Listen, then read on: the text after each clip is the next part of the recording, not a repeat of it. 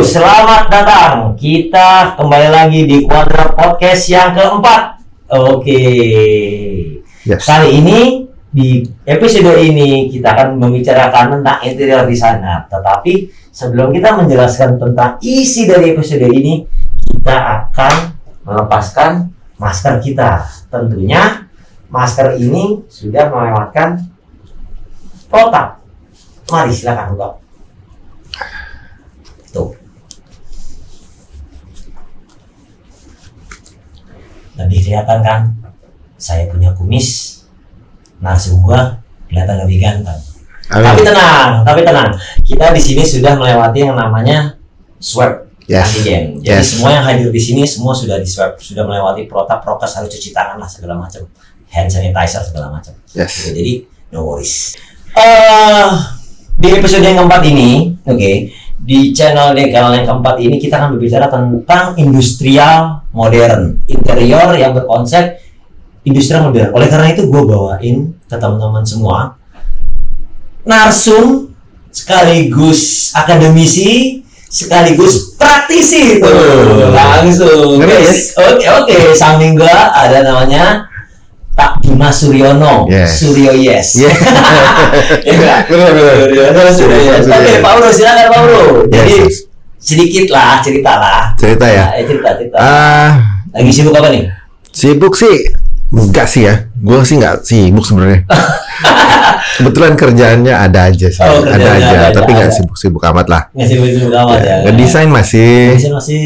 Ngajar masih. Sama. Ya enjoy life. Ya. Oke, berarti ngajar juga iya. Ngajar ya. Praktisi hayo. Praktisi juga ayo ya. Yes. Mantap, gokil.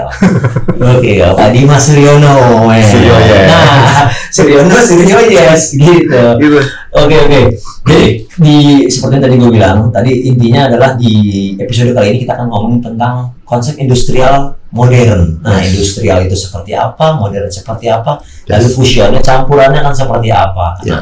Karena kan kita kan melihat ya Pak ya, sekarang kan di kota-kota besar, di Jakarta lah, banyak banget nih industrial tuh banyak diekspos. Kebanyakan lewat cafe, coffee shop, kantor-kantor pun juga banyak yang seperti itu, yang ekspos dia punya roof, ya kan, dia punya langit-langit. Nah itu tuh nanti kita di episode ini kita akan lebih detail ngomonginnya. Nah tentunya siapa?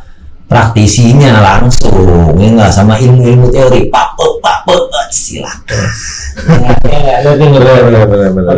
Jadi kalau interior designer yang konsepnya adalah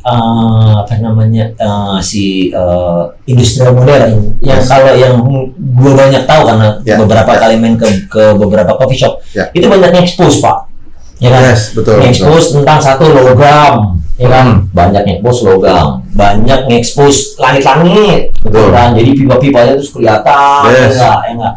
Terus banyak expose semen, batu bata. Ini memang ciri khasnya dari industrial atau Pak? Jadi cerita cikal bakalnya dulu ya. Misalnya industrial itu kan memang dari kata-kata industri gitu. Industri. Jadi industri itu basic dasarnya itu lari ke fabrikasi gitu. Jadi arah stylenya tuh ke sana dulu gitu.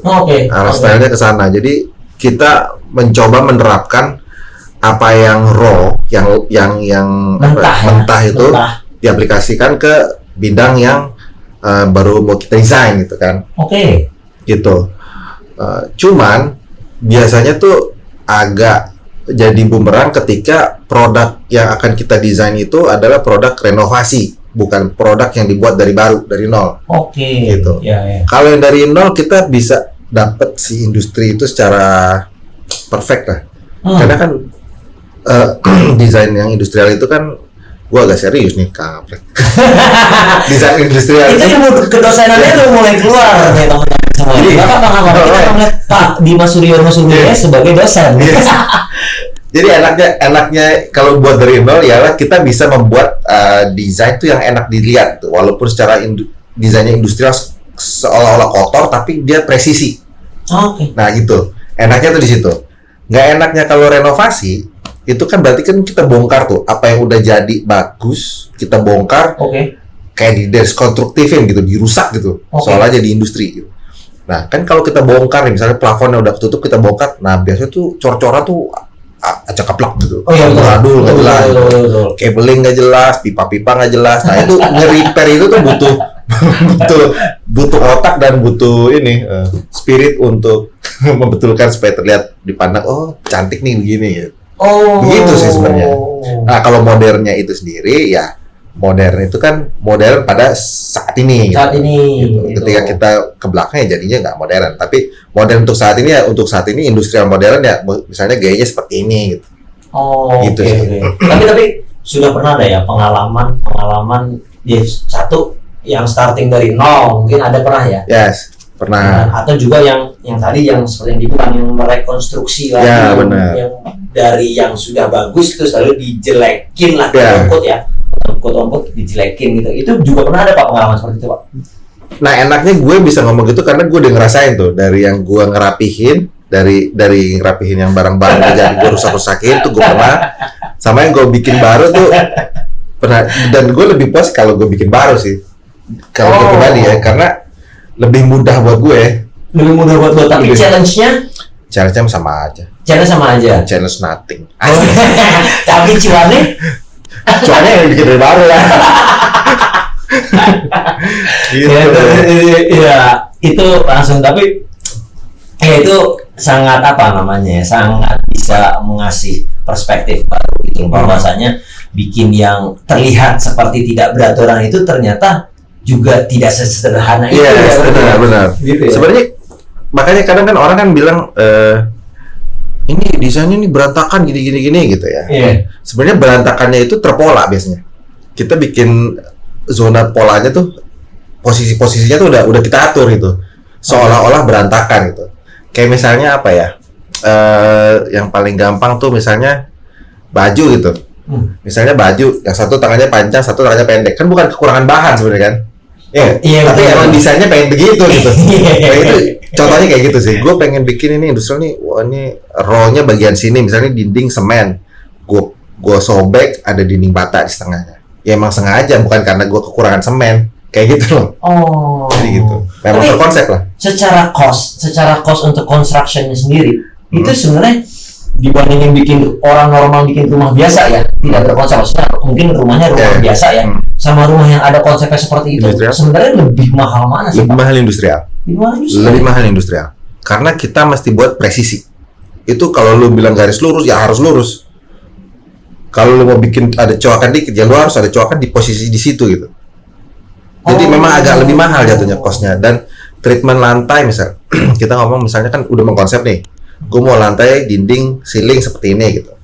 Misalnya kita ngomong lantai kita bikin concrete floor, biasanya kan gitu ya, bikin concrete floor itu susahnya ya, ini orang mungkin ini susahnya itu ketika kita bikin concrete floor tuh dari ujung ke ujung itu susah men. Itu pasti ada retakan. Kalau lu nggak mau pakai ada retakan, lu mesti pakai material yang premium. Otomatis cost-nya lebih gede. Nah gitu. Kayak misalnya gue boleh nyebut tempatnya sih, nggak boleh? Janganlah. Pokoknya di satu kafe lah, ada di satu kafe gitu ya. Menurut gue konkretnya paling bagus di kafe itu. Kafe itu lumayan kafe lama di Senopati. Konkretnya paling bagus, dan waktu itu karena gue suka banget sama konkret itu, gue cari tukang bikin konkret itu. Ketemu tuh tukangnya, dan memang materialnya dia ngasih tahu, dia bocorin kan. Saya bikinnya gini, materialnya ini. Wah anjir, mahal cuy. Mahal.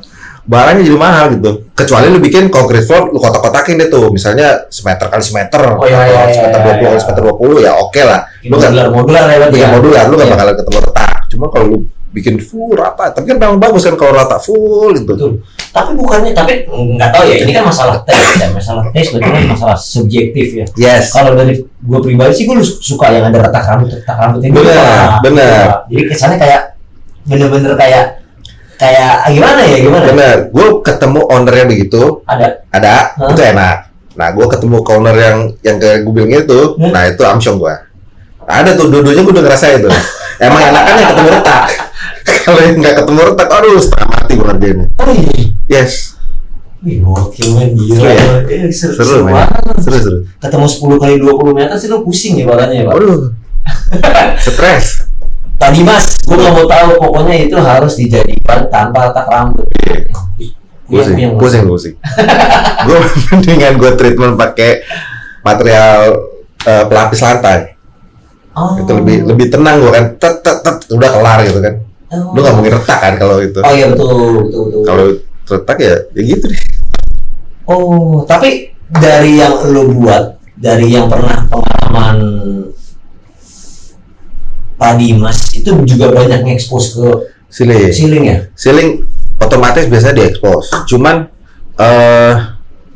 biasanya nih kalau orang-orang yang baru main industrial tuh dia main bongkar aja nih plafon, jebret, bongkar, udah polos. Tadi cat hitam atau cat abu-abu atau cat putih, terus dibikin jalur-jalurnya diekspos dikit. Itu yang biasa. Itu nggak salah. Tapi biasanya orang-orang yang baru lulus kuliah jadi interior atau jadi arsitek itu mainnya begitu, main aman. Nah, kalau yang udah agak lumayan advance ya, dia mainin tuh pola ceilingnya. Jadi misalnya ada jalur kabel, kan ada kabel truk tuh, jalur kabel, ada pipa sprinkler. Nah itu nanti kita padu padan nih, gue pengen nih supaya kelihatan atraktif, gue tambahin nih plafon, ngikutin jalurnya dia gitu. Wow, dibikin zigzag lah, naik turun gitu. Nah itu bisa, sebenarnya bisa digituin gitu. Cuman terkadang orang malas mikir untuk sampai situ. Karena pas sudah jadi sih, anjir, ini kan gampang bikinnya gini-gini. Nah untuk mencapai gampangnya itu tuh yang setengah mati mikirnya. Karena komentar jauh lebih mudah Pak, lebih murah ya daripada mikirnya. Komentar tuh memang gampang menurut teman-teman semua. Asli, gue bikin seolah-olah berkarat gitu. Jadi memang bisa dibikin. Gue rendam pakai H2CL. H2CL itu berkarat ya. Tapi nggak kalau dipegang lo nggak apa-apa. Itu yang disebut stylenya gitu. Nah jadi ketika kita butuh ruangan ini menjadi fungsi yang benar, kita punya senjatanya gitu. Tapi ketika kita ingin membuat ruangan ini menjadi sesuatu yang hip gitu, yang lagi banyak sih sekarang. Kalau untungnya sekarang tuh di zaman waktu gue pertama kali mulai industrial sampai sekarang lebih banyak jenis lampunya sekarang. Dan bentuknya juga lebih aneh-aneh, ini lebih enak. Ya betul. Kalau dulu mah setengah hidup gue nyarinya. Akhirnya gue beli bohlam beneran. Gue setengah mati ya, setengah hidup. Terus di lantai 2 tuh di kamar gue pribadi, kamar masternya tuh gue bikin lantai kaca kayak di PIM 3. Tahu persis kayak gitu. Persis kayak gitu.